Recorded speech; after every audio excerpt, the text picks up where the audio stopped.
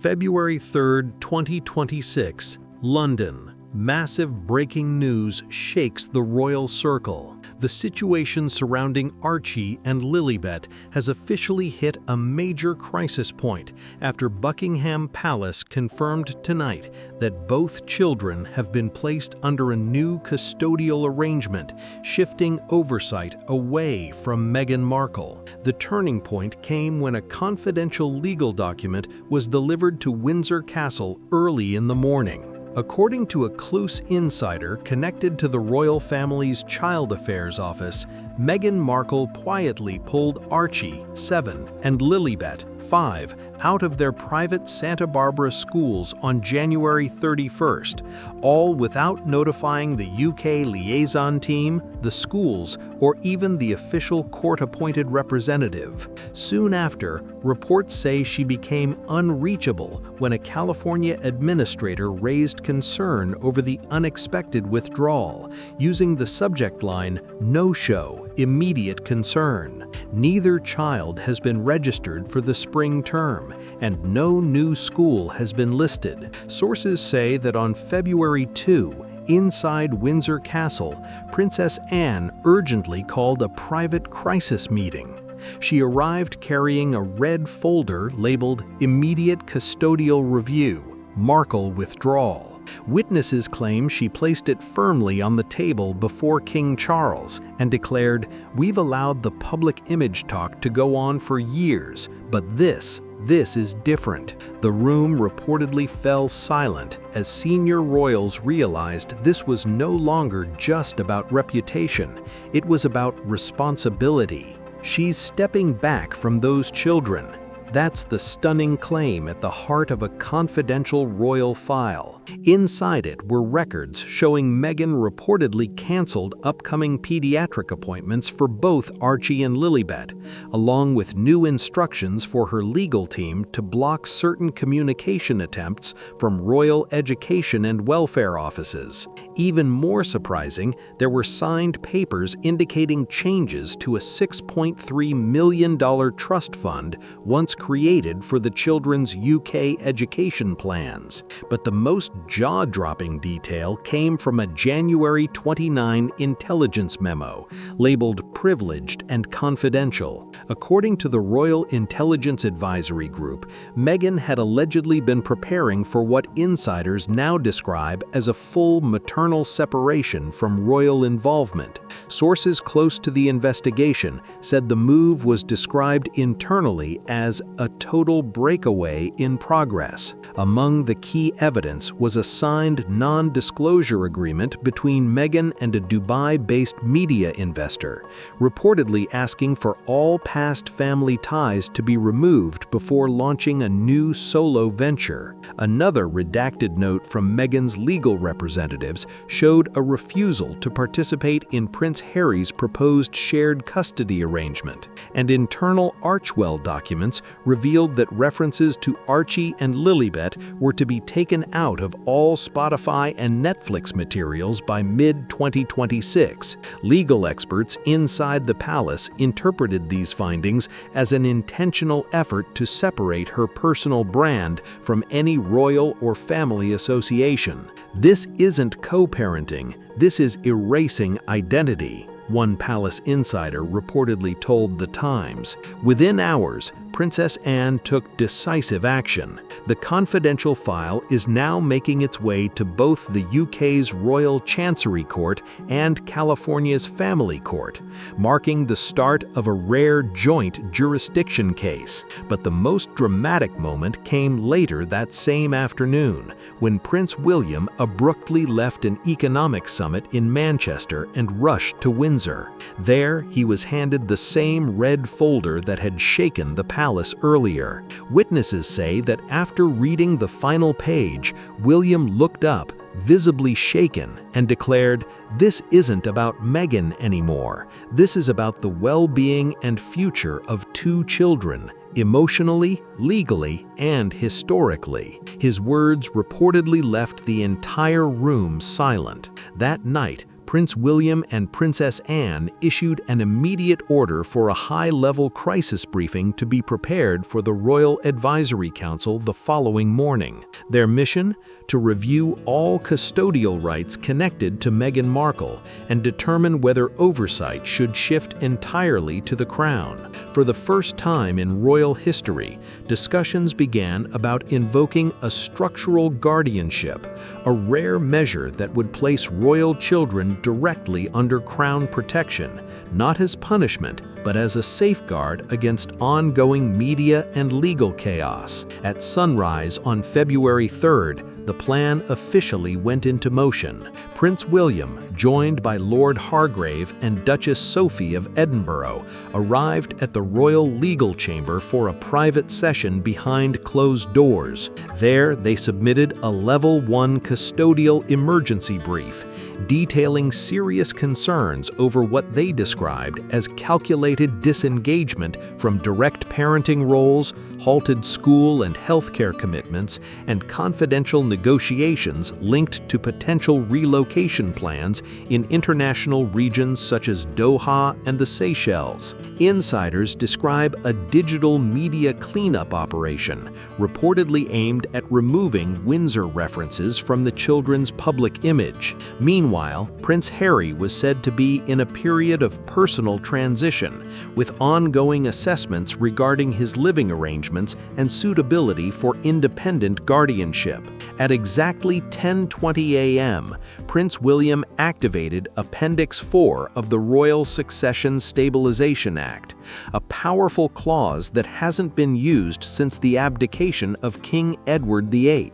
The clause clearly states, in cases where royal minors face risk of public erasure or displacement, the Crown shall assume structural guardianship to ensure their stability, heritage, and sovereign continuity. The vote? Unanimous. Every hand in the room agreed it was time to secure the royal children's future. What followed next sent shockwaves through the entire royal network and marked a historic return of the Crown's direct protective authority over the youngest members of the Windsor family. Step 1.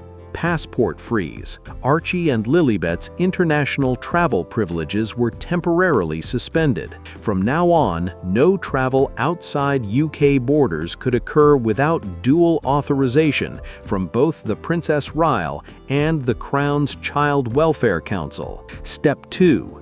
Image shield.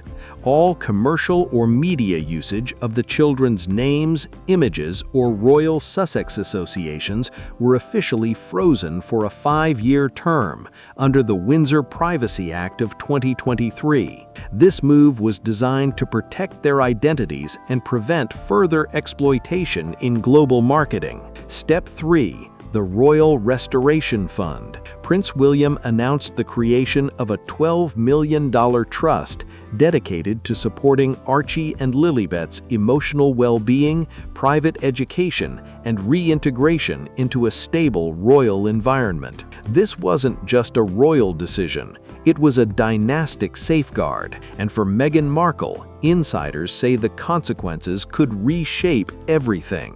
When reports surfaced that Meghan had quietly taken Archie and Lilibet out of their California private school without prior notice, the British royal household's internal response team moved fast.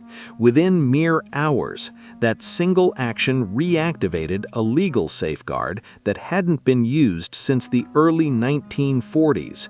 The Royal Guardianship Protocol. This centuries-old clause allows the Crown to assume direct custodial oversight whenever royal descendants face potential risks to their welfare, stability, or public identity.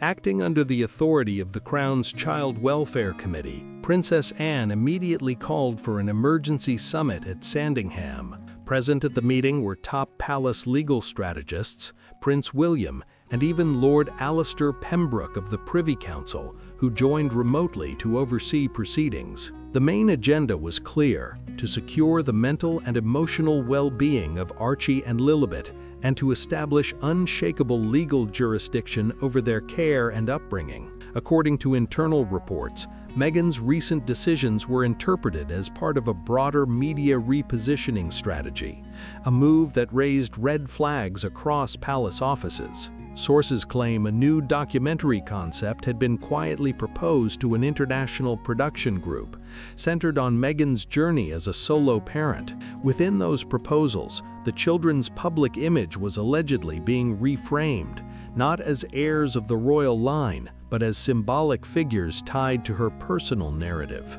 However, the monarchy had already seen this coming. Palace officials had been tracking subtle shifts in branding, preparing to counter any attempt to blur the children's royal identity. On January 31st, a confidential dossier assembled by Prince William and verified by Royal Treasury officials was officially presented to the Privy Council. The file contained critical details that raised serious concern across royal and legal departments. Among the findings were: 1. A comprehensive review of Meghan's business activity, allegedly involving the use of her children's names, images, and family background in promotional materials. 2. Legal documents showing attempts to trademark the names Archie and Lilibet in several international regions. 3. Risk assessments from public relations firms linked to luxury gifting partnerships, suggesting plans for product launches said to be inspired by Princess Diana's legacy. That very evening, Princess Anne stepped forward with a firm public statement: the House of Windsor will not permit any unauthorized commercial activity involving children of royal heritage, especially when it could endanger their privacy or constitutional standing. The reaction was swift. Financial regulators in both the United Kingdom and Canada placed holds on accounts tied to the MAL holding structure, a corporate entity reportedly created under initials connected to Meghan, Archie, Lilibet, and an unnamed external investor. Within just 24 hours, sponsorship contracts linked to a children's storytelling initiative that Meghan had publicly supported began to dissolve one by one. Even more striking, Meghan's online content underwent a quiet but noticeable transformation. Mentions of her children began disappearing from several major digital platforms, including the removal of archived references from her popular podcast listings on Spotify. Sources say this was not just a business setback. It marked a turning point in the royal family's determination to separate private family matters from commercial influence. Netflix quietly pulled down the thumbnail of a once-promoted documentary series that had originally been pitched as Raising Royal Hearts. Meghan's legal team cited ongoing legal matters as the reason for the change, but palace sources revealed that the monarchy had officially invoked the Digital Identity Protection Act, a measure connected to international child privacy and welfare standards. And what about Prince Harry? Multiple insiders close to the Duke say he was completely caught off guard by the sudden legal developments. His request to temporarily maintain shared custodial access was reportedly declined on procedural grounds. Sources pointed to his unresolved residency status in the United States, ongoing travel restrictions, and a lack of verified long-term financial arrangements, all factors that weighed against his petition. Then came the moment that insiders are calling the final formality. Prince Edward, often described as one of the monarchy's most discreet yet firm representatives, personally oversaw the delivery of a sealed letter to Prince Harry via royal courier. The document's tone was clear and official, not emotional, not personal, but constitutional in every sense. The letter stated, "Custody, guardianship, and protection of the Windsor children now rest solely under Crown protocol. You will be notified of all terms and permissions should you wish to arrange visitation." According to palace officials, the letter was prepared and sent with King Charles' full awareness and approval. It marked a somber yet definitive turning point, signaling that from this moment on, matters involving the royal children would be governed entirely through institutional authority rather than personal discretion. Meanwhile, Catherine, Princess of Wales, now officially overseeing Lilibet's emotional support and well-being plan, has completely rearranged her schedule to focus on the children's stability. Sources confirm she's attending weekly consultations with a palace-approved therapist who specializes in cross-cultural identity and adjustment care for children navigating life between two worlds. A trusted royal nanny from Wales has recently been reassigned as Lilibet's main day-to-day caregiver, ensuring consistency and comfort during this delicate transition. At the same time, Prince George and Princess Charlotte have been encouraged to include Lilibet in the Windsor routines, from small family gatherings to after-school activities. In one especially touching moment, the palace released a single photo showing young Lilibet holding Charlotte's hand while leaving Windsor Chapel on Candlemas Eve. There was no caption, no commentary, just the powerful image of the next generation walking side by side under the same royal light. As for Meghan, as of February 3rd, she remains out of public contact.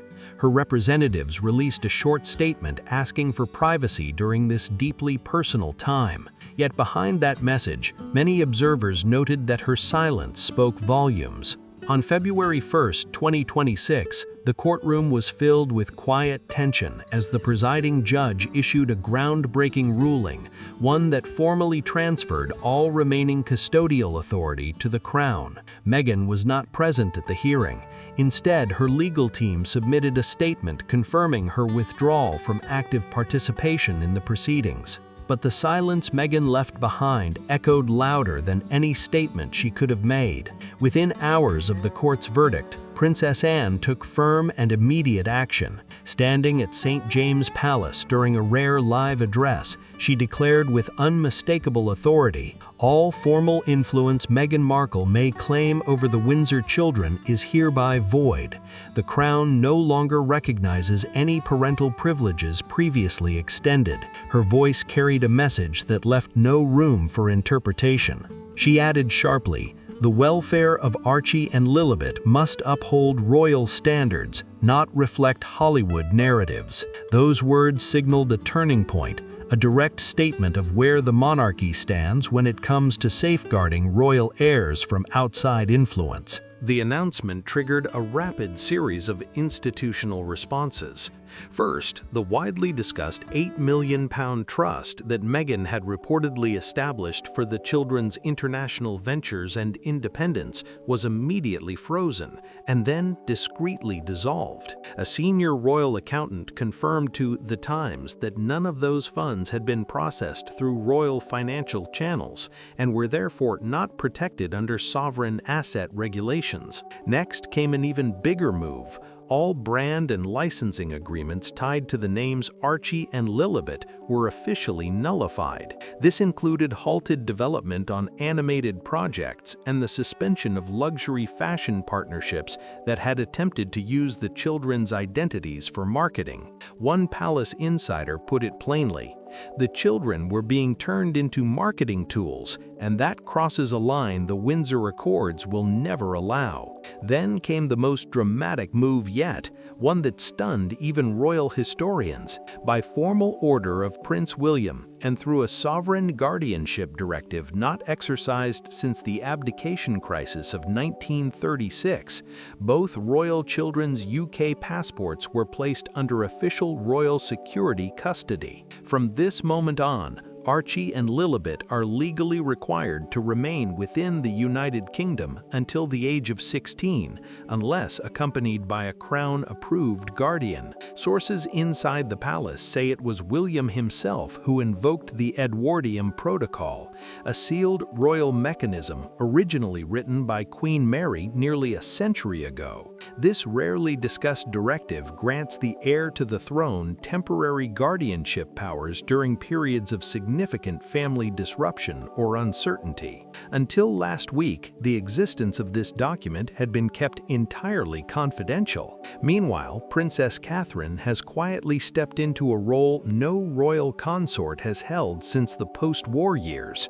direct oversight of a young royal's emotional and educational care. She is now personally managing Lilibet's daily support plan while the child stays at a private royal estate in Surrey under close and compassionate supervision. Lilibet is adjusting better than anyone expected, a trusted royal nanny shared anonymously. She feels safe and completely trusts Princess Catherine. Those words reflect the calming stability the Princess of Wales has brought into what was once a storm of uncertainty. Across the Atlantic, reports indicate that Meghan's professional projects have begun to feel the ripple effects. Several entertainment networks, including Netflix, have reportedly paused pending negotiations connected to her upcoming ventures, a signal that even global media powerhouses are reassessing their ties amid the unfolding royal restructuring. Spotify quietly removed any mentions of the royal children from the archived metadata of Meghan's podcast series. Within days, several of her former talent representatives began to step back, and whispers started spreading rapidly across Beverly Hills. Industry insiders began calling her a Tier 1 reputational risk, a term used when a public figure becomes too controversial for major brand partnerships. As for Prince Harry, close royal aides describe him as going through a period of emotional strain while residing separately in Montecito. Sources claim he has reached out directly to Prince William, requesting a private meeting with his children without Meghan's presence, in hopes of reconnecting. One aide revealed quietly, he knows this might be his final opportunity to rebuild trust. Behind palace walls, one question continues to dominate both London and California conversations. Why did Meghan remove nearly every trace of her children from her media platforms just days before the ruling? What undisclosed documents did Prince William hand over to the Privy Council that could have changed everything? And why are leading Hollywood executives now classifying her as a high-risk collaborator with limited professional prospects? By the time the clock struck exactly 10 a.m. inside the Royal Child Welfare Chamber, tension filled the air. Princess Anne stood up to deliver her second official briefing in less than 48 hours, an extraordinary move that highlighted just how serious the matter had become. One senior palace staff member described the moment as the calm before the storm, as the royal household prepared for what could be one of the most defining custody and image protection cases in modern royal history. This time, it wasn't just the media listening closely,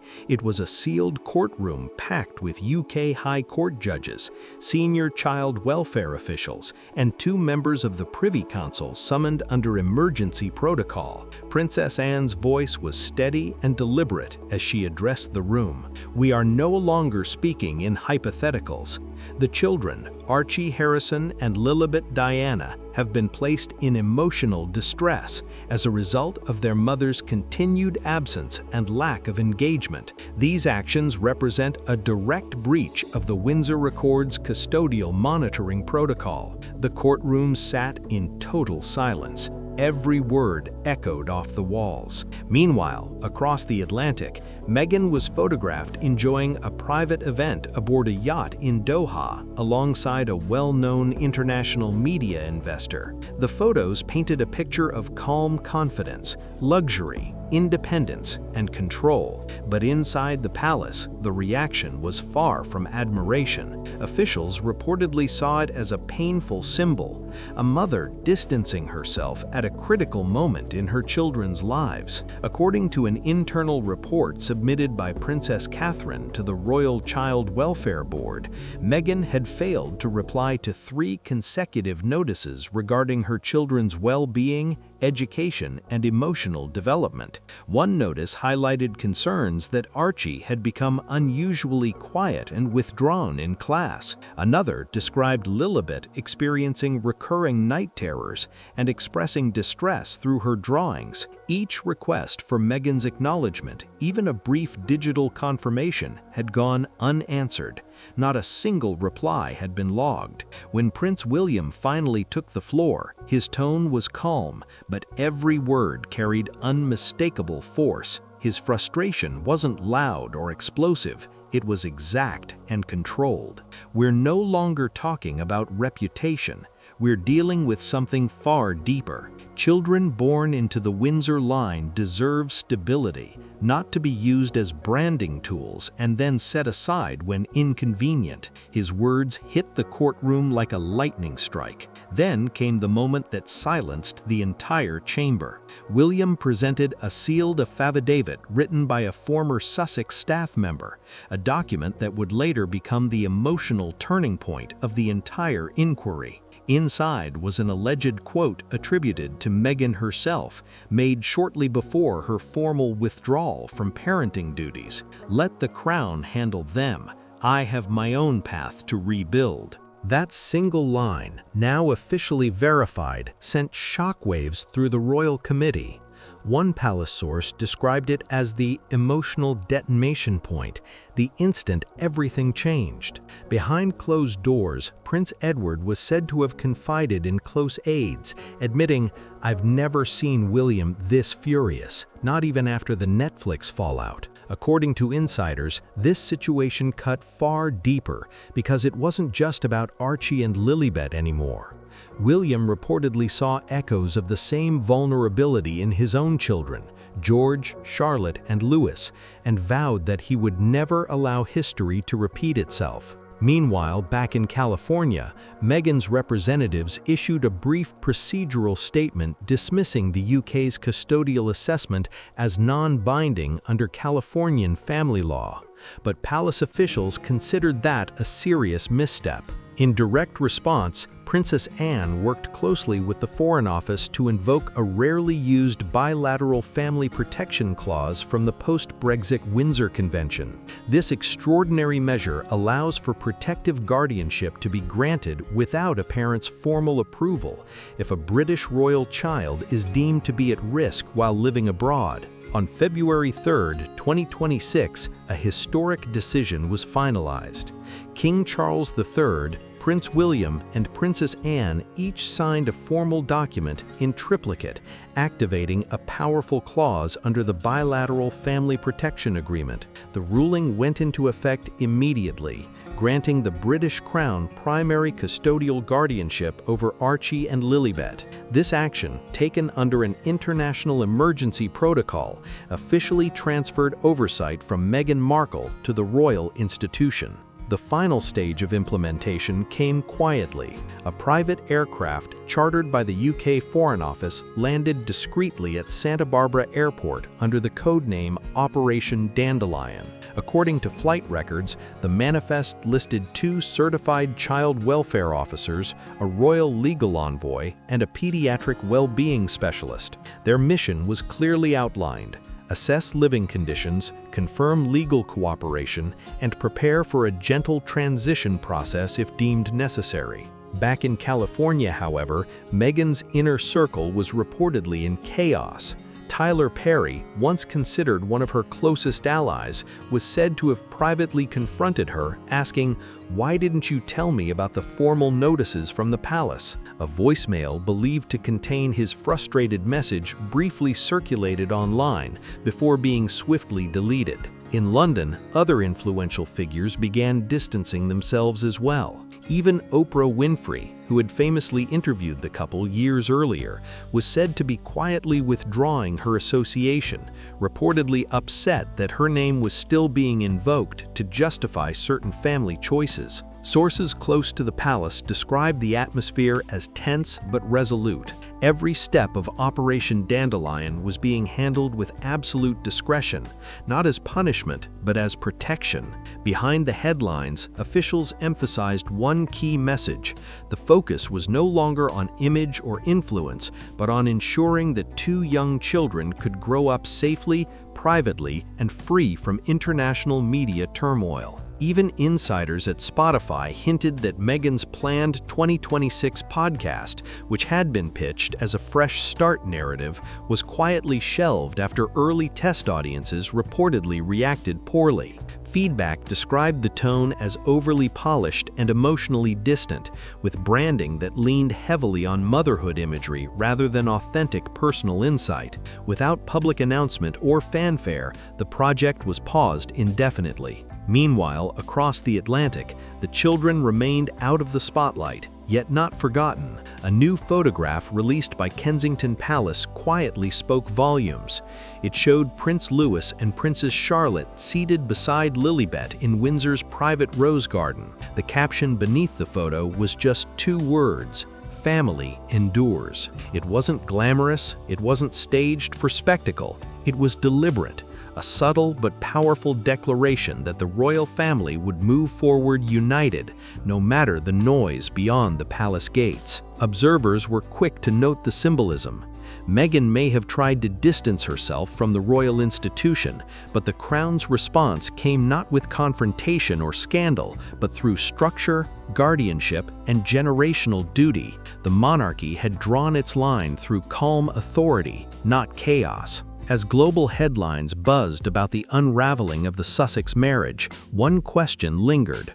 Would Prince Harry once again challenge the royal establishment, or finally align with his family for the sake of his children? Back in London, within the serene halls of Kensington Palace, a different story was unfolding, one that contrasted the storm outside. It was a story of quiet composure, heritage preservation, and the enduring strength of royal continuity. Insiders described the atmosphere as steady, focused, and healing. While Meghan's legal team worked tirelessly in Los Angeles to stabilize her public image, an expert royal moment quietly reshaped the global conversation. Princess Charlotte of Wales, often shielded from the spotlight, appeared in a scene that felt completely unplanned, yet carried enormous weight for the monarchy. On February 1, 2026, the Palace Communications Office released a single, carefully composed photograph. It showed Princess Charlotte standing between Princess Anne and Sophie, Duchess of Edinburgh, inside the Royal Archives wing at Windsor Castle. The photo immediately captured public attention. In it, Charlotte gently held an antique ivory-handled letter opener, a treasured item once used by Queen Elizabeth II during her earliest years on the throne. Behind Charlotte hung a portrait of the late Queen in her youth, her gaze unwavering and powerful. The symbolism was unmistakable, one generation watching over the next, with quiet strength passing from past to present. Palace insiders described the moment as a transfer of resolve, suggesting it reflected the family's unity in times of uncertainty. And the timing? No coincidence. That very morning, Meghan Markle's latest legal appeal, a claim involving financial rights connected to Princess Diana's legacy, had been formally denied by the Royal Advisory Committee. The decision, overseen by Princess Anne herself, closed the door to another chapter of ongoing legal back and forth between Meghan's team and royal representatives. Observers called the juxtaposition striking. While Meghan's legal strategy faltered abroad, the future of the monarchy, symbolized by young Charlotte standing beside 2 of the Crown's most steadfast women, was on full display. The official ruling was written in clear and unmistakable legal language. No individual shall utilize the institutional legacy of Diana, Princess of Wales, for commercial purposes or personal restitution without the explicit consent of the reigning sovereign. Furthermore, such claims cannot be validated through marital association alone. The decision was concise and delivered without public drama, yet its message was sharp and final. Legal experts described it as a measured but decisive strike, executed with precision and zero room for reinterpretation. Reports from Los Angeles entertainment circles soon suggested that Meghan was caught completely off guard by the outcome. Sources close to her said she had anticipated at least a partial compromise from King Charles. Instead, insiders confirmed that the king had given his full support to Princess Anne's firm stance. His reasoning, they added, was rooted in a confidential document drafted by the late Queen Elizabeth II back in 2020, a memorandum on emotional and symbolic claims. This document, quietly prepared ahead of the Platinum Jubilee, established strict guidelines to prevent the future commercial use of royal or familial legacies without Crown approval. Back in Windsor, the timing of that same ruling seemed perfectly mirrored by the release of the now famous photograph of Princess Charlotte. The image quickly went viral across social media, not for its glamour, but for its depth. Observers noted that this was the very first time Charlotte had been publicly connected to a symbolic royal duty, one representing both continuity and quiet strength. What made the image even more meaningful was who stood beside her. Princess Anne, long recognized as Queen Elizabeth's most trusted enforcer, represented unbreakable discipline. On the other side stood Sophie, Duchess of Edinburgh, often described as the royal family's silent strategist. One woman had safeguarded the crown through eras of turmoil. Another had fortified it through steadfast modern leadership. And now a young princess was being quietly guided to one day uphold it with her own grace and strength. A senior palace insider told The Times, "Princess Charlotte will not grow up watching the monarchy be weakened by personal agendas." That principle was one of the late Queen's final wishes, and both Catherine and William have sworn to protect it. The emotional highlight of that symbolic day arrived later in the afternoon, when Princess Catherine, still recovering from a recent medical procedure, made a brief but moving appearance alongside her daughter, Princess Charlotte. The two stepped onto a palace balcony during a children's charity award ceremony, and what followed melted hearts across the nation. Catherine, dressed in a soft navy coat and wearing the late Queen's iconic sapphire brooch, placed a gentle hand on Charlotte's shoulder before stepping back, allowing her daughter to graciously accept a small bouquet from one of the children below. The moment lasted barely 15 seconds, yet its impact was profound. It captured continuity, compassion, and quiet power in one gesture. Observers noted that the symbolism was unmistakable. The Princess of Wales, embodying resilience, was quite literally passing a moment of royal duty to the next generation. Social media lit up with praise, calling it the picture of heritage and humanity. Meanwhile, across the ocean, Meghan's legal team submitted a revised petition to the California Superior Court. The filing requested adjustments related to transitional lifestyle accommodations, citing emotional and psychological strain resulting from the ongoing royal developments. Legal analysts described it as a strategic attempt to reframe her situation within an American legal context, focusing on well-being rather than conflict. By this point, public opinion in Britain had already settled. The separation of the Sussexes was no longer being seen as a royal heartbreak, it was being viewed as a royal resolution. Across online discussions, morning talk shows, and major tabloids, the narrative had shifted sharply. Meghan appeared to still be navigating her public image, while the royal family focused on stability, structure, and legacy. Momentum grew even stronger when Lord Alistair Pembroke, the Lord President of the Privy Council, issued a short but powerful statement on February 2nd. He confirmed that all existing royal trust arrangements, including educational and welfare provisions for Archie and Lilibet, would now be managed under a Guardian restructure clause. The newly appointed trustees, Princess Catherine, Princess Anne, and Prince Edward. This update effectively completed a full institutional handover from the Sussex branch to the core royal framework. Analysts called it a quiet but defining pivot, marking a moment where the Crown reaffirmed its long-term guardianship priorities over temporary personal disputes. An editorial in The Telegraph summed it up perfectly.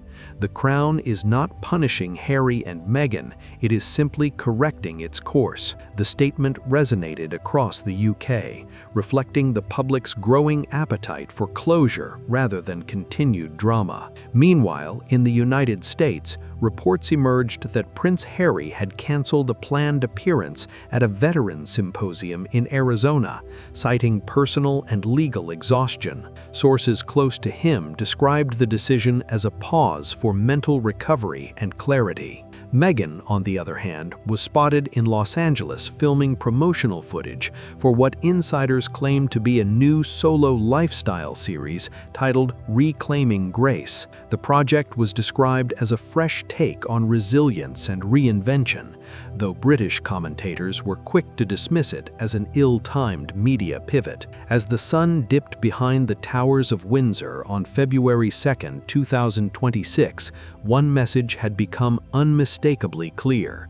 The monarchy's future would rest on three enduring pillars: responsibility, stewardship, and legacy. And that future already had a face. It was the image of a young girl in Windsor, holding a delicate ivory-handled letter opener, a symbol of history and memory, guided by women who understood the true cost of endurance. At Windsor Castle on February 1, 2026, the royal family stood at a crossroads. It had been a week filled with escalating media attention following the official confirmation of Meghan Markle and Harry Haynes' separation. Yet, amid the noise, Princess Catherine and her daughter, Princess Charlotte, appeared at a St. David's Trust charity event, unannounced, without ceremony, but entirely commanding in presence. The symbolism was immediate and powerful. While Meghan faced scrutiny in the press over her use of luxury-themed branding tied to royal motifs,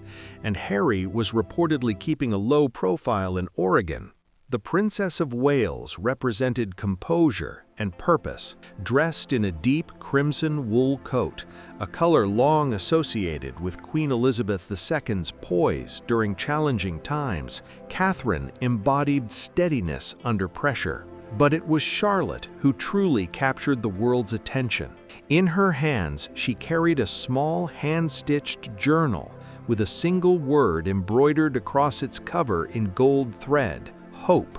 When a reporter called out from the press line, the young princess paused, took a breath, and spoke clearly. Her words, simple but striking, echoed far beyond the courtyard. "We are not currency." The moment lasted only seconds, but it became the defining image of the week. Royal watchers and global audiences alike saw it as more than a child's statement. It was a message of independence, humanity, and continuity. As twilight settled over the castle grounds, that one sentence, spoken with calm conviction, seemed to carry the weight of an entire legacy. "We are not stories for sale." Those 5 words stopped the entire media line in its tracks. No royal child in modern history had ever spoken with such confidence or such precision in public. Reporters went silent, cameras froze mid-flash, and palace aides, visibly startled, held their position as instructed. Minutes later, officials confirmed what many had already guessed. Princess Catherine had given her full approval for Charlotte's statement. That quiet but powerful declaration was more than a child's remark.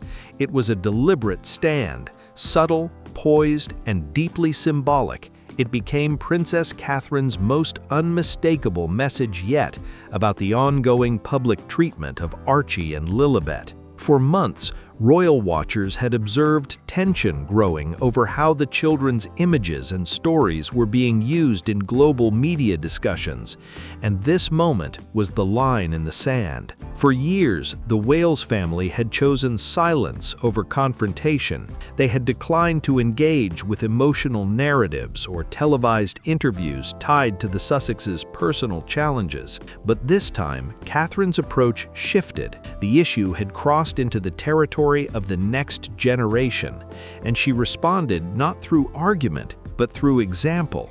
Just hours later, a senior palace official confirmed that Princess Catherine had authored a confidential internal memorandum titled the Safeguarding Doctrine. The document, now circulating among constitutional advisors and child welfare committees, establishes comprehensive new protections for royal minors. It builds upon the late Queen Elizabeth II's original custodial framework and extends it into the digital age, addressing modern risks like deepfake imagery, unauthorized media monetization, and the emotional exploitation of children's identities. Notably, several of the clauses directly reference material reportedly pulled from a leaked presentation connected to Meghan Markle's upcoming lifestyle venture, language that included phrases about story ownership and identity as inspiration.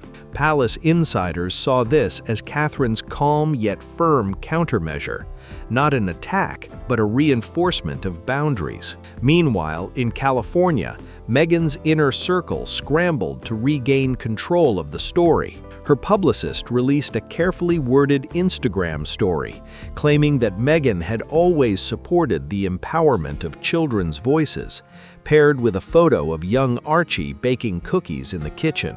But the timing couldn't have been worse. It was immediately met with backlash online, as critics accused the post of tone-deaf messaging amid the ongoing custody and image protection debate.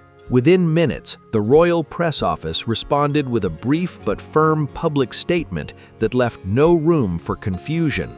Empowerment is not manipulation. Protection is not obstruction.